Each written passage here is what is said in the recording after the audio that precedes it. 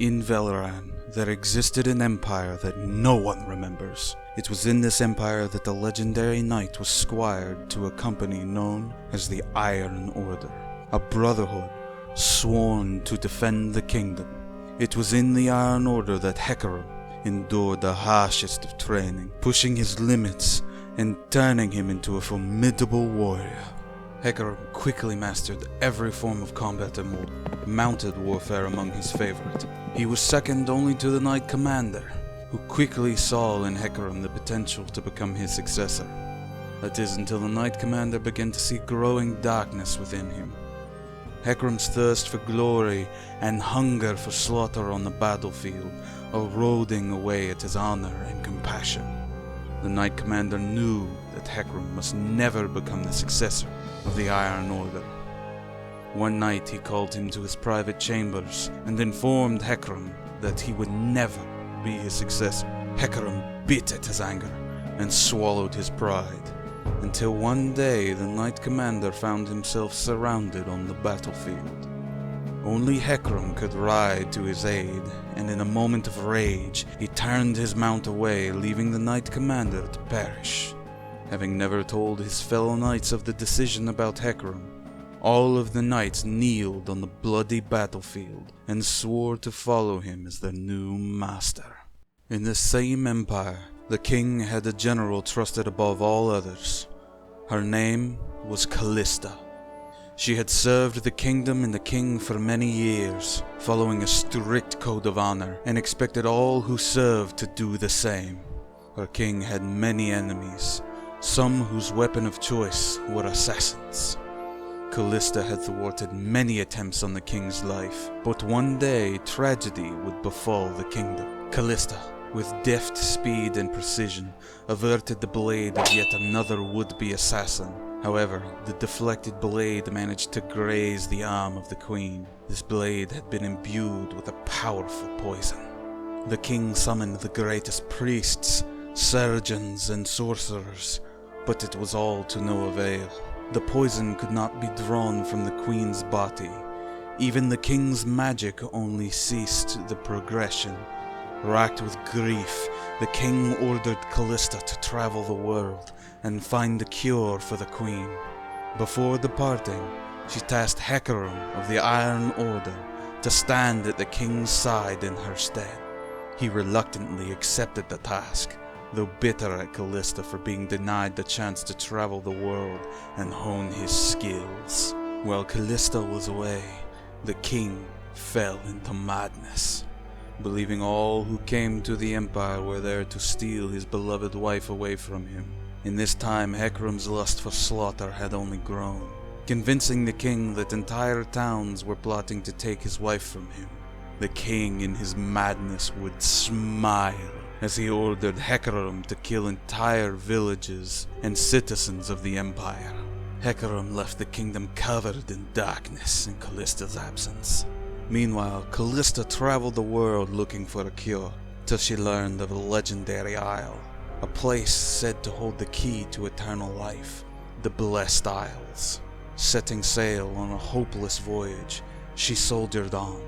However, the inhabitants of the isle knew of her quest, and seeing the purity in her heart, drew her boat to the shores of the isle. She begged and pleaded with the priests of the isle to save their queen. The priests agreed and told her to bring the queen to the isle, where they would cleanse her body, giving her arcane words that upon her return would reveal the isle to her once more. Kalista sailed for home with renewed hope. This hope, however, was shattered upon her return. The kingdom was in darkness, and the queen had already slipped away into death. The king had locked himself away inside his chambers, alongside his wife's decaying corpse.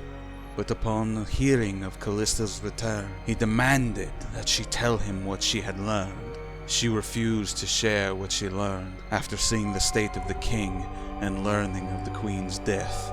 The information would do no one any good now. The king became furious and locked her away in a prison till she would agree to share the information she had learned. It was here that Kalista remained until one day Hecarim came to visit her. He convinced her that staying as she was served no one and that the Empire needed her. She reluctantly agreed and shared the information with the king. Hastily, the king sailed for the Blessed Isles with a flotilla of his fastest ships. Kalista spoke the words and undid the veil hiding the isles. They marched his army to the distant white city at the center of the isles, where he was met by the master of the isles' guardians. The king ordered him to bring his wife back from the dead, but was told that to cheat death went against the natural order of the world and could have deadly consequences.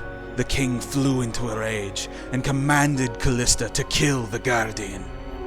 Kalista, being of pure heart, refused and spoke of the man the king had once been, but he would hear none of it. Kalista called Hecarim to stand by her side.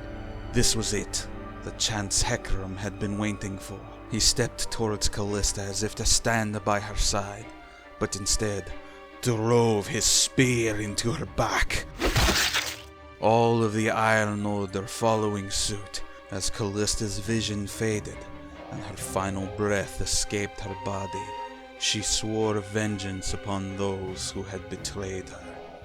Hecarim slaughtered all of Kalista's knights, and any of those on the Blessed Isles who refused to heed the king's words, until finally a man bearing a lantern approached. The man was of pale complexion and wore chains around his body. He obliged the king and showed him the secret to resurrecting his wife. However, when she returned to life, she had become a visage of horror. Decaying meat and maggot-riddled flesh lay before the king, begging once more for her life to be allowed to end. Repulsed at what he had become, and seeing what he had done to his wife, he weaved one final spell to end their lives and bind them together for all eternity.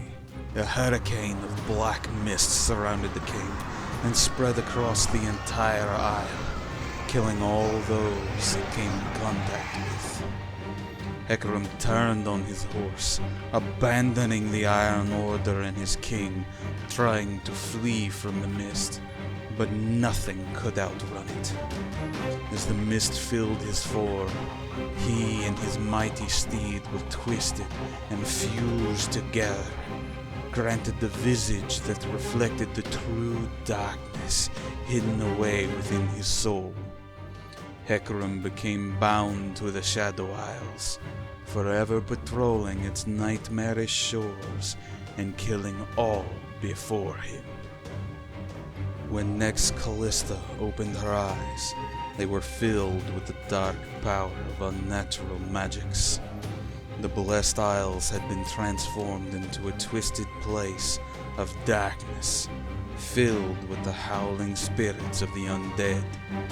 She knew nothing of how this had happened, and even as she clung to her last memories of betrayal, they slowly faded away until all remained was the thirst for vengeance burning in her spear-filled chest, a thirst that could only be quenched with the blood of traitors.